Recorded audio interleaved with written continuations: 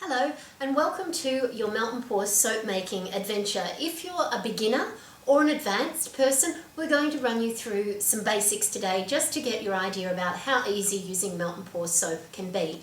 So for today we're going to use the white and the clear Melt and Pour soap. It comes from Renascent in 1 kilo blocks, and I've got some chopped up a little bit here.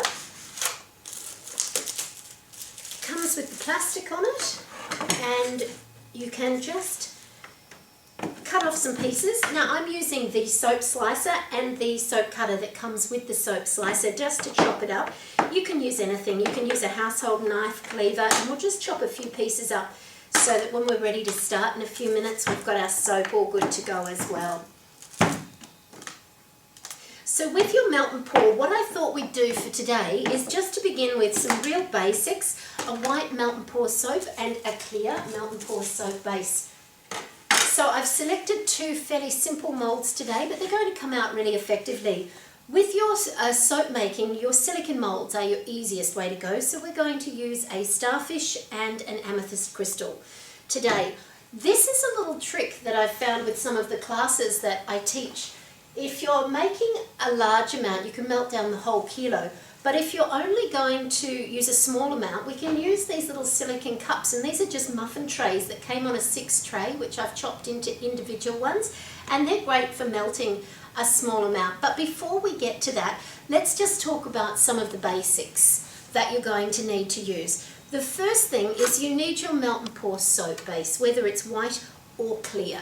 Then we need something to colour up our soap bases. Oops, a daisy, avalanche. So then I'm going to use the Renascent soap dyes today. They're actually pigments, although we call them dyes because people don't know what pigments are. And I'm going to use a purple for the amethyst, and for my starfish, maybe he could be an orange starfish today. So we've got our soap base and we've got our colorants. Now, with your soap base, you can melt it down in any different way you like. You can melt it on the stove top, you can melt it in a bain-marie, you can use a microwave if you want to, which is what I'm going to use because it's the easiest. But sometimes when I'm teaching classes, I'll take the crock pots and put your soap in the crock pots and melt it down slowly. Any form of heat source will do to melt down your soap. Then we're going to need some way of fragrancing it. We have a choice of essential oils or fragrant oils. For the amethyst, I think I'll use a essential oil, and this one I'll use the Renascent relaxation oil, which is a lavender essential oil.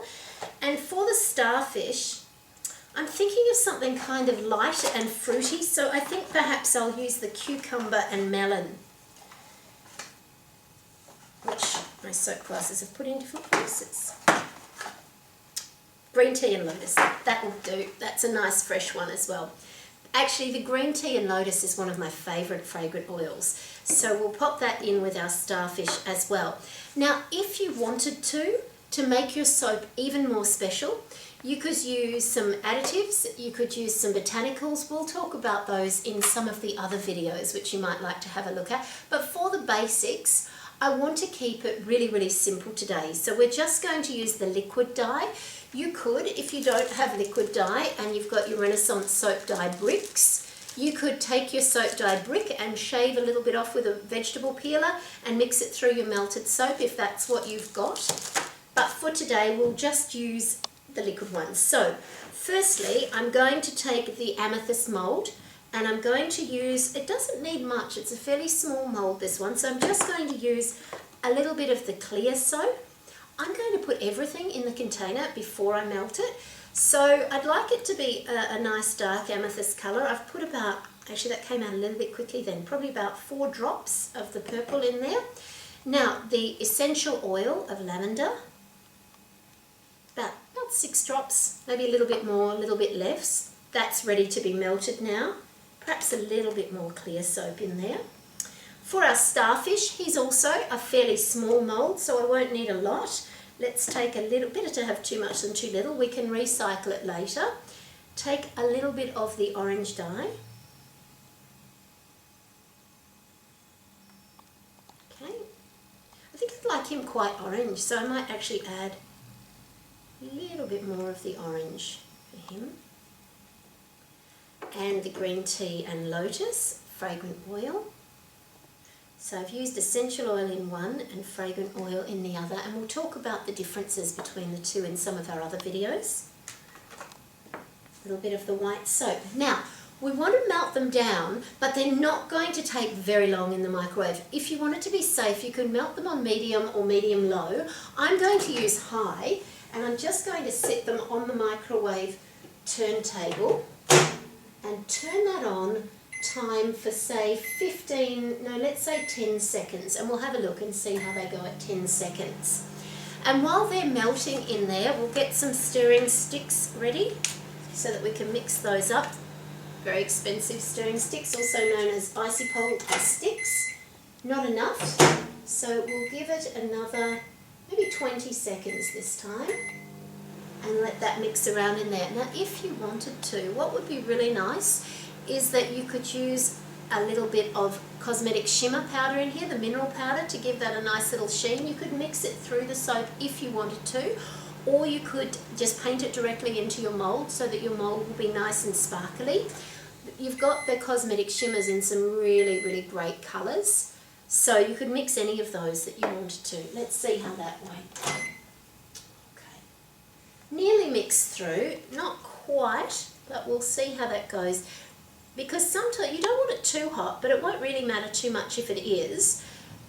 And if there's just some little bits that aren't melted, the heat from your melted soap will often melt those anyway. Okay, so the purple isn't purple enough. I don't want it that pale. So it's easy to fix once your soap is melted. We'll add a couple more dots, and you'll see when I pour this the colour of it in a minute. To tell whether you've got enough colour, just have a look. Pick it up and tip it. If you like the colour, you've got enough. And for your fragrance, just smell it. That's not quite enough. So I'm going to add a couple more drops of the lavender essential oil. Mix that through.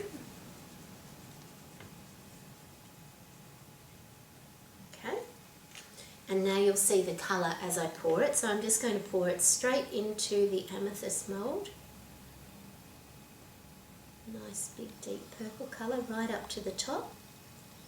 Now I'm not sure if you can see from there, but I've got a few bubbles on the surface. So I've got my isopropyl alcohol, and I'm just going to give it a spray. And that just breaks all the bubbles and they'll disappear. Now the trick is to not move that. You can pop it in the fridge if you want to, or you can leave it on the bench. It will take somewhere between 5 and 15 minutes to set. If it's really hot, it might take a little bit longer. But if you move that while it's starting to set, you'll get a skin on the top and it won't set for you very well.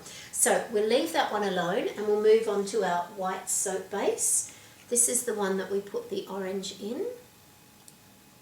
Not sure if you can see that colour too well from there. We'll mix that up. It's not fully melted. We could probably give that just a little bit more. It smells okay. The colour's good. That's what I was looking for, and the smell is strong enough, but I've still got some lumps of white in there. Now, if I was to put that into my mould, if they were inside the middle of my soap, I wouldn't see that. But if I happen to cut the soap in half, or as the soap starts to wear away, you're going to have little white lumps in there. So we'll give it another 10 seconds in the microwave. That should be enough to melt that down. Okay. Yep, that's all perfectly melted now. And so we'll just stir that all up.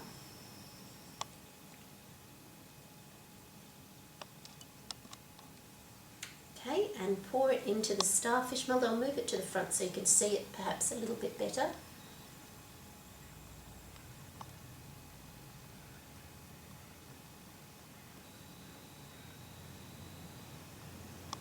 Again, I've got a few bubbles on the top of the soap, so I'll give it a little spritz with the isopropyl alcohol. That breaks all the bubbles and gives me a nice glassy appearance. Now we'll leave those to set, and I'll unmold them a little bit later. While they're setting, we can have a little chat about some of the things to do with your melt and pour. Now you may have noticed I didn't use all of my soap. there's a couple of tips when you start with your soap making, and the first thing is, if you make a mess, contrary to what your mum's told you, do not clean it up. If you don't clean it up, you can come back later and you can peel it off. Even if it's running down the legs of the table, just let it go and clean it up later. If you try and clean it up when you first make the mess, and you'll smear it everywhere and it'll be really, really difficult to clean up. Now, remember I said to you, I just recently started using these little cups. They are so great. I'll show you when they're set later, that with that excess soap in there, if we don't touch it and we just leave it set like that, I'll be able to peel that out and I'll have zero wastage because I can use it for another project. Here's some from earlier in the day. I've been teaching a soap art class today, and these are some of the leftovers from their class. So you can see these particular ones. This has orange dye in the clear soap with some gold sparkle mica shimmers through here, and they've just been left in the bottom of here, so we've just poured it out. We'll use that for something later on. Here's somebody was making an amethyst crystal earlier in the class, and here's the rest of the purple that they've had in theirs. So what we can do is we could just leave them all like this. When we want to make a rainbow soap, I can chop them all up, or I can shave them with a vegetable peeler and I can put them embedded inside a clear soap. Or if I really just want to make you won't really get a multicolored soap out of melting your melt and pour like this. It all does tend to blend back into itself, and you'll end up making just a mess. It'll go brown, but we do have brown pigment dye, and if you add the brown dye to it, it will all go brown. And then if you're wanting to make maybe layered chocolate cake or a brown soap or a brown basket, and you know the brown looks really good in the steampunk molds, because you want a nice sort of metallic, earthy sort of colour with your steampunk. Doesn't really matter whether it's grey or brown or whatever, so all your leftover ones are great for your steampunk. And then when you finish with that, dust it with the copper, bronze and gold shimmer to give you the metal look in them. But also if you're wanting to make plum puddings, Christmas puddings, chocolate cake, all your little bits of leftovers can be used for that. If they go a murky colour and you think I really don't like that, sprinkle a whole lot of the cosmetic grade glitter in the base of your mould, and then fill it with this melted soap, and you'll see, although it's brown, it will look really pretty and really sparkly. So nothing here is going to be wasted with anything that you're doing. Okay, so some of the other things with your basics with melt and pour. We talked about needing a soap base. This is the Renascent Melt and Pour soap base. I personally really like it. It's my favourite. I work for Renascent as well, so that's part of it, but I really do believe it's one of the loveliest melt and pour soap bases that you can get. It comes in a really nice white creamy or a translucent colour. It's made with no palm oil and no sodium lauryl sulfate, and it melts down really easily, but it'll give you a nice glossy finish, and also it's fairly low sweat. So with some of our other melt and pours that you can get, they sweat pretty easily. You'll get a change in temperature and they'll start sweating. I haven't found that to be the case with this one. It does sweat under certain circumstances, but if you seal the air from getting to your finished soap, it won't. And it'll give you a nice finish with all of your soaps. So we've got your soap base. You need to decide for the soap that you're making whether you want to use white soap or clear soap. If you decide, I want to use the white soap, but I really want a depth of colour to what I'm doing. And as you could see with the orange one, once we added the colour to it, it has that sort of white orange, the opacity to it, rather than the dark colour that you'd get, say for using the purple one, which is a much deeper colour because of the clear soap. Think of tipping some colour into a glass of water. It's going to stay fairly constant. Then if you tip that colour into a glass of milk, it's going to be a little bit lighter. So if you're wanting to darken up your white soap base without using so much colourant in it, if you take a little bit of the clear soap and mix it in with the white, you'll get a depth of colour that will be a little bit darker than if you use just the white alone, but it will still be a whitish sort of non-translucent effect with it. So that's a way of making your dyes stretch just a little bit further. Now, some of the other things, we have a choice of fragrant oils or essential oils. I will do another video that will explain the difference between the two, but you have your choice. You can pretty well use anything you like to fragrance your melt and pour soap base. Specifically body safe fragrances. Some of your candle dyes or candle fragrances, sorry, may not be body safe, so they need to be body safe fragrances. But say you've got some perfume, that's your favorite perfume, that can go into your soaps as well if you want to fragrance it up. I don't particularly like the really cheap fragrant oils. They smell a bit nasty, but these days you can get some amazing fragrances that will make your soap smell just fantastic. One of my current favorite fragrance oil, actually it's an essential oil, is the Mica, and this is an essential oil, and it's a very fresh morning essential oil. It's a citrus type smell, but it's just got a hint of floral to it as well. So this one I really like. I actually use this one as a room freshener at the moment as well in a spritzer, and it's a really nice one, but it is an essential oil, so you need to treat it a little bit more carefully perhaps than some of your fragrant oils. So some of the other things that you can do, we've talked about additives. I will do another video just on additives, so if you want to have a look at those, but you can add in pink clay, goat's milk powder, herbs and flowers into your soaps. And we've also got the cosmetic shimmer powders. These come in jars or packets, and they'll add a nice little sparkle, like you might have seen sometimes when you get a shampoo and it comes out of the container, it looks pearly. That's with the addition of the pearl shimmer powder. So there's 3 ways you can use that. You can put it directly in your mold or your soap on top, and it'll be gold or bronze or pink or whatever colour you choose. The second way is you can mix it through your clear soap. It doesn't show up so well in the white soap, but the clear soap will come up well. Mix it through that. Or the third way is that once your soap is finished, you can dry dust it on, and I'll show you how to do that a little bit later on. Then you've got your cosmetic glitter powders. These ones I've just got in plastic bags at the moment, but they come in containers as well. And these are all cosmetic grade, and they're just a little bit more sparkly than your mineral shimmers. So if you're wanting a real sparkle through some of your soaps, you can mix those in or sprinkle them in the mould a little bit. So that is the basics of how to make soap using your melt and pour. These are not quite ready, so I'm going to let them set up, and I'll come back in a few minutes and we'll unmold them together.